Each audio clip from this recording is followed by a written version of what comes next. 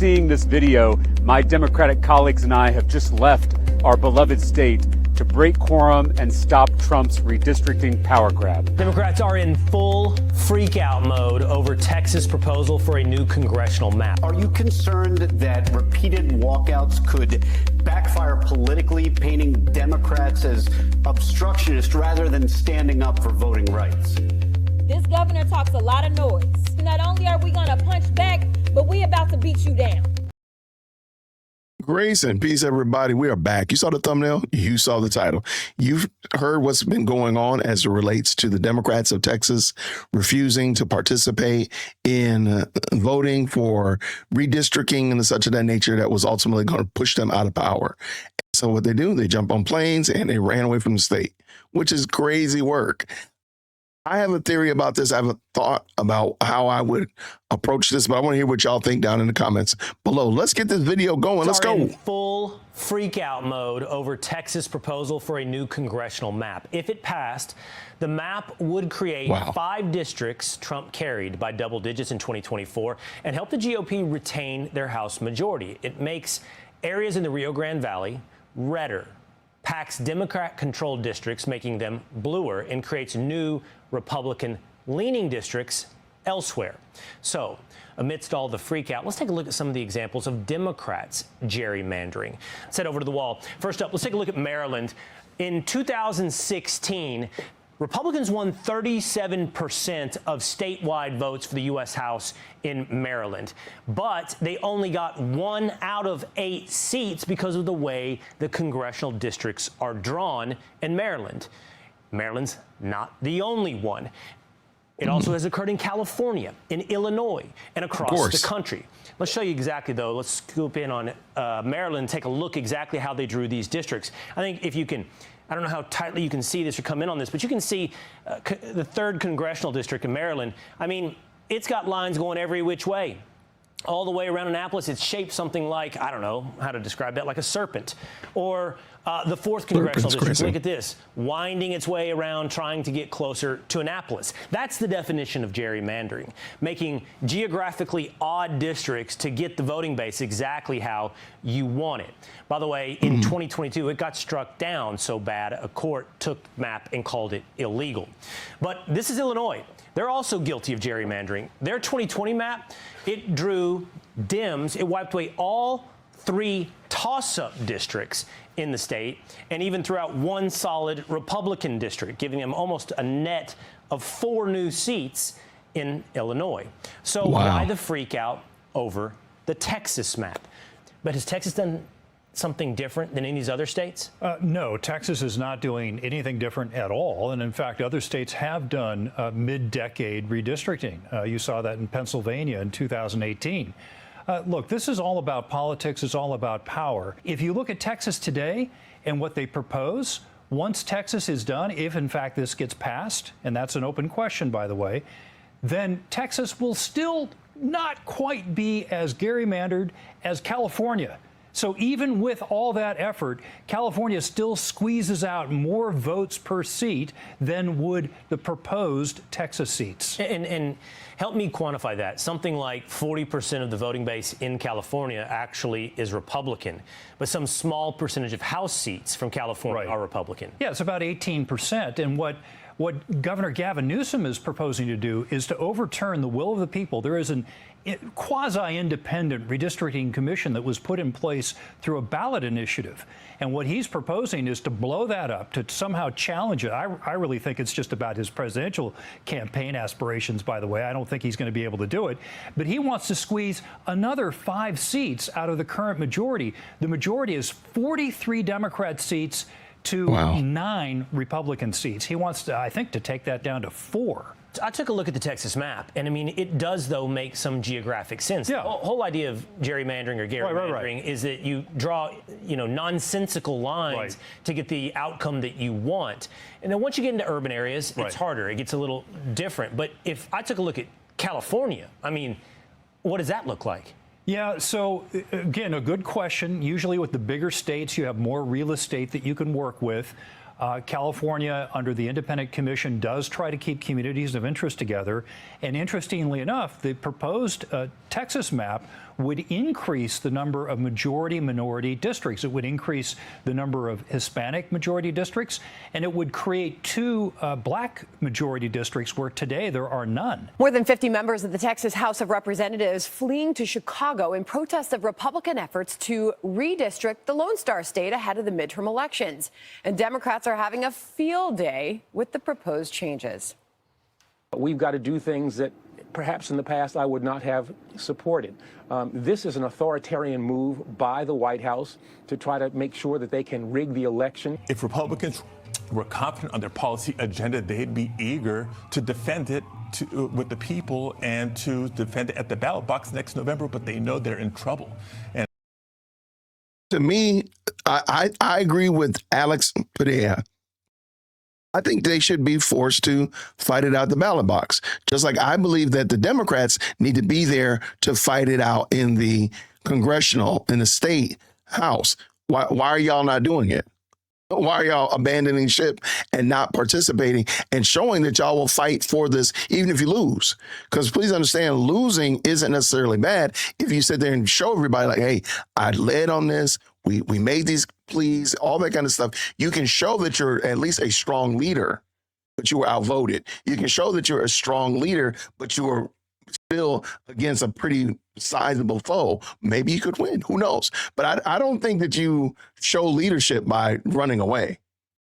And so they're trying to rig the system to hold on to power next November. Democracy itself, freedom itself are at stake here, and we cannot allow for an Orban-style one-party system takeover of our entire government. So we've got to do whatever we can to fight back. All right, let's bring in Fox News contributor Mary Catherine Ham. Mary Catherine, great to see you. Democrats appear to be very bothered by this. What say you? This is so embarrassing. Just go and do your jobs in the House that you were elected to. Look, this happens every now and then where Republicans basically do the playbook that Democrats have been running for a while, and then Democrats go, wait, you're not supposed to do that. Only we're supposed to do that. Now we're going to leave our elected state and evade the democratic process in order to thwart you using these tools that are at your disposal. Even the New York Times reported or admitted that Democrats have little to fight back with on the gerrymandering front because they have gerrymandered their states so extensively, Chicago being a great example, Illinois being a great example, perfect example, which is where they fled, that they can't actually do anything to compete against this. So I would just say that this is once again a bit of a tantrum, and the people who they represent should require them to be in their state to do their jobs. This is State Representative James Tarico from Texas. If you're seeing this video, my Democratic colleagues and I have just left our beloved state to break quorum and stop Trump's redistricting power grab. Trump told our Republican colleagues to redraw the political maps here in Texas in the middle of the decade to get him 5 more seats and protect his majority in Congress. They're turning our districts into crazy shapes to guarantee the outcome they want in the 2026 elections. If this power grab succeeds, they will hang on to power without any accountability from the voters. But Texas Democrats are fighting back. We're leaving the state, breaking quorum, and preventing Republicans from silencing our voices and rigging the next election. We are not fighting for the Democratic Party. We are fighting for the democratic process, and the stakes could not be higher. We have to take a stand. You organized a walkout yourself in 2021. Are you concerned that repeated walkouts could backfire politically, painting Democrats as obstructionists rather than standing up for voting rights? Absolutely not. Unfortunately, as you also heard from the Rev, there are so many people that feel like the Democrats have not been fighting hard enough. Well, I am here to tell you, as you've already stated, I have been a loud voice of opposition to this regime thus far. We have some of the best fighters that you can find right there in the state of Texas. And so now it will be interesting to see some of those new young voices that will be introduced to the nation as they talk about why it was so important to do this and deny the quorum as they continue to go after our voices in a majority minority state, and they are continuing to suppress them systemically. They face a possibility facing bribery charges, which is a second-degree felony in the state of Texas. There's one way to cure that, and that is if they get back to the state of Texas and make quorum today at a hearing that we have at 3 o'clock, they can cure themselves of any quid pro quo that would subject them to potential bribery charges. What tools does the governor and the state have at their disposal to get these Democrats back? Well, Democrats have used this tactic in the past. Actually, it was not successful the last time. And it's the sort of legislative equivalent of a child holding his breath until his parents yield to his demands. You're more likely to pass out than prevail. And that is the same as in this circumstance. The governor can call more special sessions. So it's unlikely the Democrats are going to be able to keep this up long enough. They're trying to run out the clock. Now, what the governor is referring to is itself a difficult process. One of the things that he has suggested is that the Attorney General of Texas can argue that these legislators have abandoned their office. Now, to do that, you've got to go to court, and the judge has to say, yeah, this office is now vacant because of their actions. That's a really tough argument to make, but it is possible, but it takes time. That's what the Democrats are hoping for. They need 100 of 150 members to make a quorum. That's why roughly 50 have fled to these Democratic strongholds. Now, when he refers to bribery, he's saying, look, we're going to hit you with very high fines, and you cannot get other people to pay those fines, and you can't accept money during this flight, and I'm going to argue that that is bribery. Once again, that takes a lot of time. So this is a standoff that ultimately the governor is likely to win, but there's no good options here for either side, in my view. Begin this morning with that legislative standoff in the Lone Star State. Texas Governor Greg Abbott is now ordering the civil arrest of Democrats who left town to block a vote on the redrawing of a congressional map. Crazy. What they're mad about, but what they won't tell you, isn't that states redistrict for partisan purposes, but that a Republican state is doing this. And quite frankly, the state of Texas should have done this before. Elected Republican leadership here in Texas should be doing everything we can to make sure that Congress doesn't fall to the Democrats. And quite frankly, this is an abject failure of the elected Republican leadership in the state of Texas who let the Democrats flee. And when you look at what's going on in Texas, this is an issue that very much animates the bases of both major political parties. But it's important to remember what Texas GOP Governor Greg Abbott is doing here. He's still fairly limited because the Democrats that have fled, you know, they're in Illinois, it sounds like they're in New York. They're outside of Texas's boundaries. They're outside of Texas's control because they're out of state. That just speaks to the tensions that have become, you know, major part of this political moment as both major parties look at this. Now, it's important to remember, too, what this means for both political parties.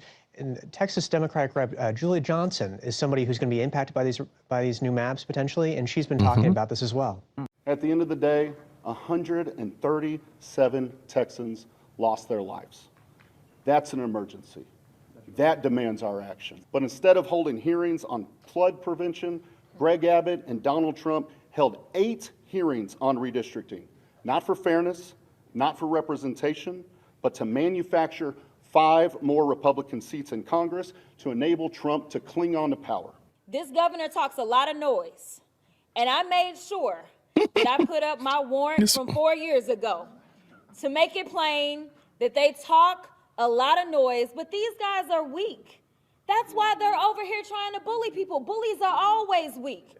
The difference is they expect Democrats to kind of be the nice guys that we are. They expect us to take the punch and say thank you. Well, I am here to tell you not only are we going to punch back, but we're about to beat you down. That's right. Yeah. We are going to win. Greg Abbott, don't mess with Texas. All right. Yeah. Don't mess with Texas because the people here represent Texas. You can silence them, you can smear them, you can saddle them with debts and fines, but you cannot intimidate them. All right, that's how you address these adult child temper tantrums. You take their toys away. I agree. If I stopped working at any job and took off to Chicago, not that I would ever do that, go there, would be fired. Why is it that the government employee would think their job security isn't at risk? Time to give them their pink slips. I mean, really. Who paid for all of their travel to Chicago? Them to travel to Chicago. I refuse to be lectured about democracy by a party that hasn't had a primary in a decade. Yikes. Whoa. Oh. So it is okay for Illinois to do it, but not okay for Texas. Got it. I'm with you, Trackstar. The left saying they're fighting for democracy is hilarious. I'm a federal employee in the state of Texas. This is called job abandonment, and after 3 days, it's grounds for termination. Amen. I would like to hear what, down in the comments, if you don't think that they should be, these Democrat representatives and lawmakers should be held to task, could you explain to me why? Why would you say that these Dems that ran to Chicago or New York or wherever they ran did not abandon their jobs? So I'm going to look at this comment right here, and I'm going to use this as a standard. Why is this not job abandonment? Let me know. I would love to hear what is the thought process on why this is not job abandonment. And that is about it, y'all. Thank you so much for rocking with me. Let's do this again real soon. And again, my ask out there is, why are these Democrat leaders not showing their leadership by actually getting in the trenches, making their case, arguing for, trying to win consensus, win over their adversaries? Why are they not doing that? Why? And also, let me know why this is not job abandonment. I really like to hear what you think about it. Thank you so much for liking the video. Thank you so much for your support. And until next time, everybody,